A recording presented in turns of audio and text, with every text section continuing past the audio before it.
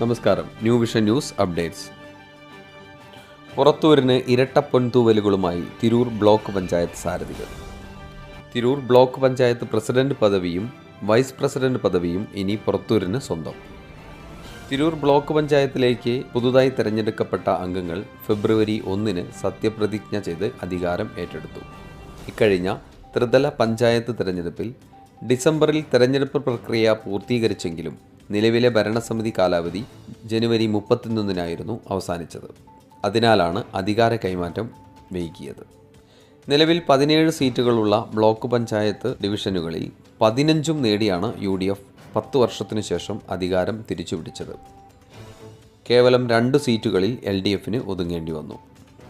തിരൂർ താലൂക്കിലെ പുറത്തൂർ, വെട്ടം, മംഗലം, തൃപ്രങ്ങോട്, തിരുനാവായ എന്നീ പഞ്ചായത്തുകൾ ചേർന്നതാണ് തിരൂർ ബ്ലോക്ക് പഞ്ചായത്ത്. പുറത്തൂർ പഞ്ചായത്തിലെ LDFൻ്റെ 2 സിറ്റിംഗ് സീറ്റുകളായ പുറത്തൂർ ഡിവിഷനും പുതുപ്പള്ളി ഡിവിഷനും LDFൽ നിന്നും പിടിച്ചെടുത്തുകൊണ്ടാണ് UDF അധികാരത്തിൽ തിരിച്ചെത്തിയിരിക്കുന്നത്. പുറത്തൂരിൽ നിന്നും വിജയിച്ച മുസ്ലിം ലീഗിലെ KV ശബന ടീച്ചറെ ബ്ലോക്ക് പഞ്ചായത്ത് പ്രസിഡന്റായും പുതുപ്പള്ളി ഡിവിഷനിൽ നിന്നും വിജയിച്ച കോൺഗ്രസിൻ്റെ അമീൻ കരുവാനത്തിനെ വൈസ് പ്രസിഡന്റായും UDF നേതൃത്വം തീരുമാനിക്കുകയായിരുന്നു. ഇതോടെ പുറത്തൂരിന് പ്രസിഡന്റും വൈസ് പ്രസിഡന്റും സ്വന്തമായി. ഇതോടെ കൂടുതൽ വികസന പ്രവൃത്തികൾ ബ്ലോക്ക് പഞ്ചായത്തിൻ്റെ കീഴിൽ സാധ്യമാകും എന്ന പ്രതീക്ഷയിലും സന്തോഷത്തിലുമാണ് പുറത്തൂരിലെ പ്രവർത്തകരും നാട്ടുകാരും. New vision news, Purathur.